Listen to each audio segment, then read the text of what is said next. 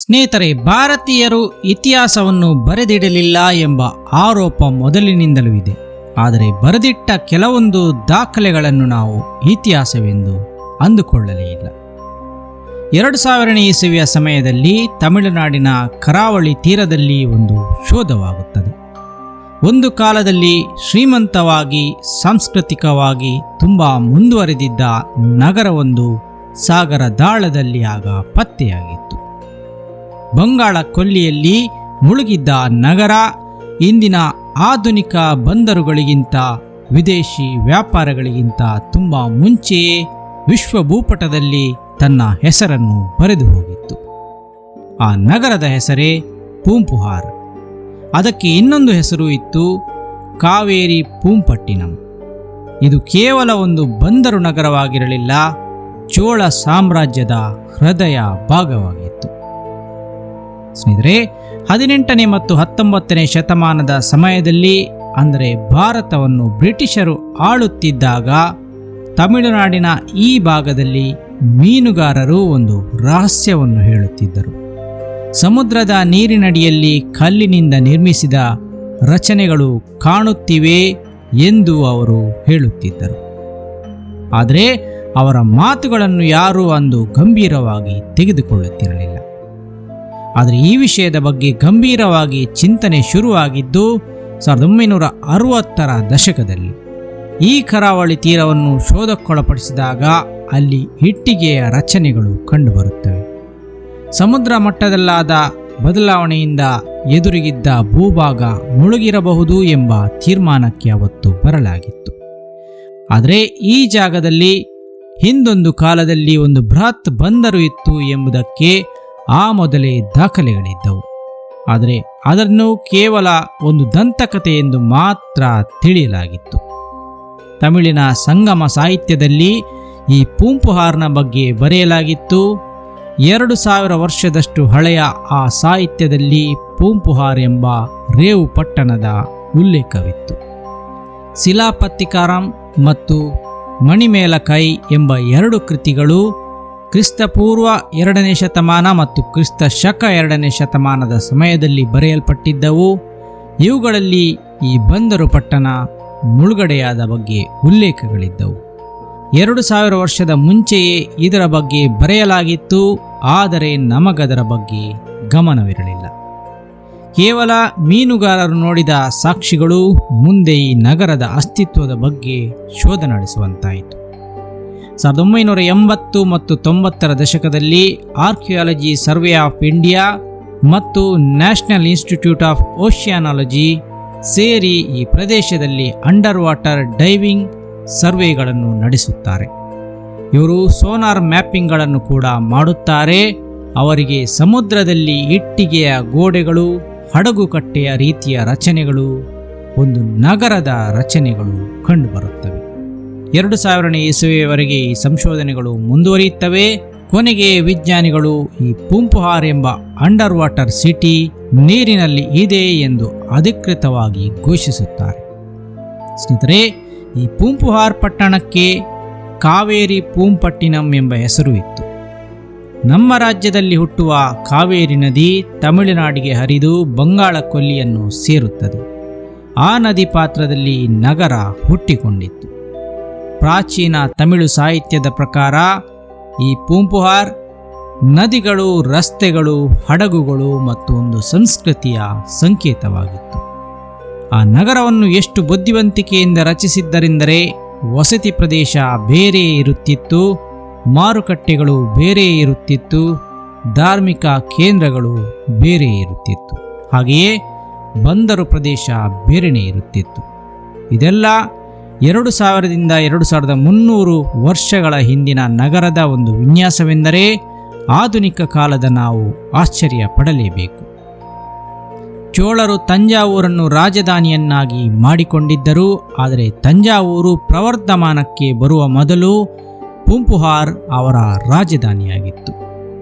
ನಾವು ಹಿಂದಿನ ವಿಡಿಯೋವೊಂದರಲ್ಲಿ ಹೇಳಿರುವಂತೆ ಚೋಳರು ಭಾರತದ ಮೊದಲ ನೌಕಾಪಡೆಯನ್ನು ಕಟ್ಟಿದ್ದರು. ಅದು ಈ ಪೂಂಪುಹಾರ್ನಿಂದಲೇ ಪ್ರಾರಂಭವಾಗಿತ್ತು. ಸ್ನೇಹಿತರೆ, ಈ ಪೂಂಪುಹಾರ್ನ ಬಗ್ಗೆ ನಾವೇಕೆ ಹೇಳುತ್ತಿದ್ದೇವೆಂದು ನೀವು ಯೋಚಿಸುತ್ತಿರಬಹುದು. ಹೌದು, ಪೂಂಪುಹಾರ್ ಆ ಕಾಲದಲ್ಲಿಯೇ ಒಂದು ದೊಡ್ಡ ಅಂತಾರಾಷ್ಟ್ರೀಯ ಬಂದರಾಗಿತ್ತು. ಭಾರತಕ್ಕೆ ಹೊರದೇಶಗಳೊಂದಿಗಿನ ಸಂಪರ್ಕ ಮಾಡಿಸಿದ ಮೊದಲ ನಗರವಾಗಿತ್ತು. ಈ ಬಂದರಿನ ಮೂಲಕ ರೋಮ್ನ ಹಡಗುಗಳು, ಗ್ರೀಕ್ನ ವ್ಯಾಪಾರಿಗಳು, ಅರಬ್ನ ವ್ಯಾಪಾರಿಗಳು, ಹಾಗೆಯೇ ಆಗ್ನೇಯ ಏಷ್ಯಾದ ನಾವಿಕರುಗಳು ಬಂದು ಭಾರತವನ್ನು ತಲುಪುತ್ತಿದ್ದರು. ಇದೆಲ್ಲ ಯಾವ ಆಧಾರದಿಂದ ಇತಿಹಾಸಕಾರರಿಗೆ ತಿಳಿಯಿತು ಎಂದು ನೋಡಹೋದಾಗ ಇಲ್ಲಿ ರೋಮ್ನ ಚಿನ್ನದ ನಾಣ್ಯಗಳು ದೊರಕುತ್ತವೆ, ಎತ್ತರದ ಆಂಫೋರಾ ಜಾರ್ಗಳು ದೊರಕುತ್ತವೆ, ಮಣಿಗಳು ದೊರಕುತ್ತವೆ, ಹಾಗೆಯೇ ವಿದೇಶದ ಮಡಿಕೆಗಳು ಕೂಡ ಇಲ್ಲಿ ದೊರಕುತ್ತವೆ. ಈ ಆಧಾರದಿಂದ ಇತಿಹಾಸಕಾರರು ಇದನ್ನೆಲ್ಲ ಕಂಡುಹಿಡಿದಿದ್ದಾರೆ. ಭಾರತದಿಂದ ರೇಷ್ಮೆ, ಮುತ್ತುಗಳು, ಅಮೂಲ್ಯ ರತ್ನಗಳು, ಬಟ್ಟೆಗಳು ಬೇರೆ ಬೇರೆ ದೇಶಗಳಿಗೆ ರಫ್ತಾಗುತ್ತಿದ್ದವು. ತಮಿಳಿನ ಗ್ರಂಥಗಳ ಪ್ರಕಾರ ಈ ಪೂಂಪುಹಾರ್ ನಗರವನ್ನು 2 ವಲಯಗಳಾಗಿ ವಿಂಗಡಿಸಲಾಗಿತ್ತು.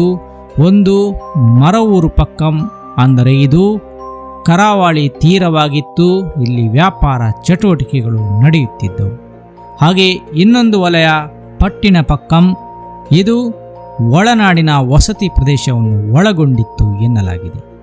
ಇಲ್ಲಿನ ಬೀದಿಗಳು ತುಂಬ ಅಗಲವಾಗಿದ್ದವು. ಈ ಜಾಗ ಕೇವಲ ವ್ಯಾಪಾರಕ್ಕಾಗಿ ಹೆಸರಾಗಿರಲಿಲ್ಲ, ಕವಿಗಳು, ನೃತ್ಯಪಟುಗಳು, ಹಾಡುಗಾರರು ಇಲ್ಲಿ ಹೆಸರಾಗಿದ್ದರು. ಇಲ್ಲಿ ದೇವಸ್ಥಾನಗಳು, ಸಾರ್ವಜನಿಕ ಸಭಾಂಗಣಗಳು ಆ ಕಲೆಗಳನ್ನು ಪ್ರೋತ್ಸಾಹಿಸುತ್ತಿದ್ದವು.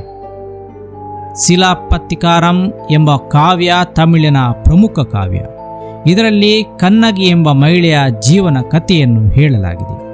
ಅದರಲ್ಲಿ ಈ ಪೂಂಪುಹಾರ್ ನಗರದ ಸಂಪೂರ್ಣ ವರ್ಣನೆ ಇದೆ. ಅಲ್ಲಿನ ಪ್ರತಿ ಬೀದಿ, ಪ್ರತಿ ಮಾರುಕಟ್ಟೆ, ಅಲ್ಲಿನ ಪ್ರತಿ ಹಬ್ಬಗಳು, ಆಚರಣೆಗಳು ಎಲ್ಲದರ ಬಗ್ಗೆ ಇದರಲ್ಲಿ ಹೇಳಲಾಗಿದೆ.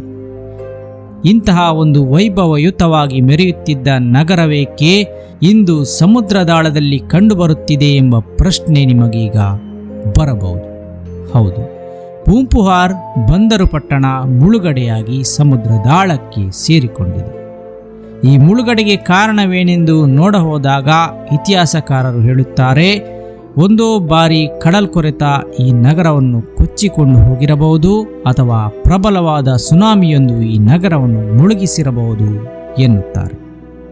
ಸುನಾಮಿಯ ದಾಖಲೆ ಇಲ್ಲವಾದ್ದರಿಂದ ನಿಧಾನವಾಗಿ ಸಮುದ್ರ ಈ ನಗರವನ್ನು ಮುಳುಗಿಸುತ್ತಾ ಬಂದು ಇಂದು ಆ ನಗರ ಸಂಪೂರ್ಣವಾಗಿ ನೀರಿನಲ್ಲಿ ಮುಳುಗಿದೆ ಎಂಬುದನ್ನು ಹೆಚ್ಚಿನ ಸಂಶೋಧಕರು ಒಪ್ಪುತ್ತಾರೆ.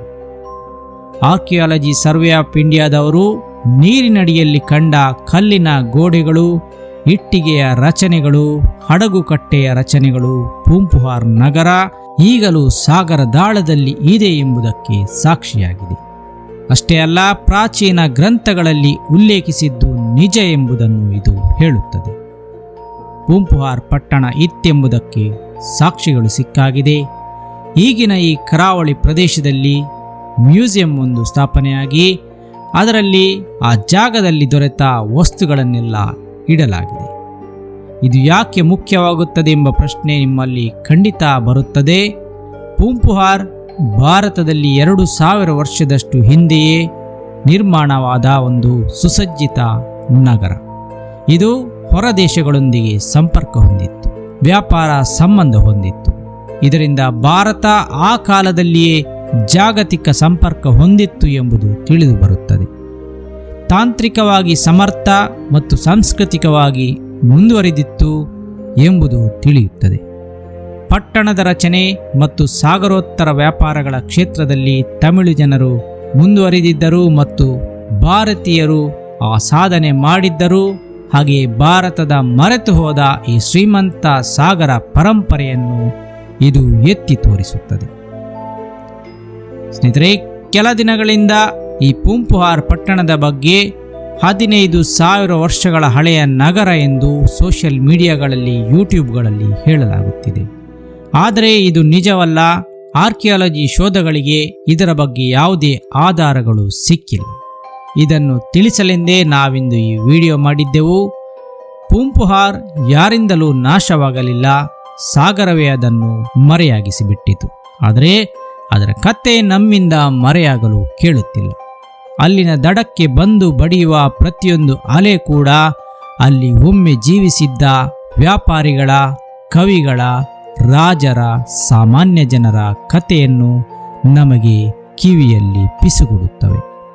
ಈ ನಗರ ಈಗ ಸಾಗರ ದಾಳದಲ್ಲಿರಬಹುದು, ಆದರೆ ಅದರ ಪರಂಪರೆ ಇಂದಿಗೂ ಕಾಲಕ್ಕಿಂತ ಮೇಲೆಯೇ ಇರುತ್ತದೆ. ಧನ್ಯವಾದಗಳು.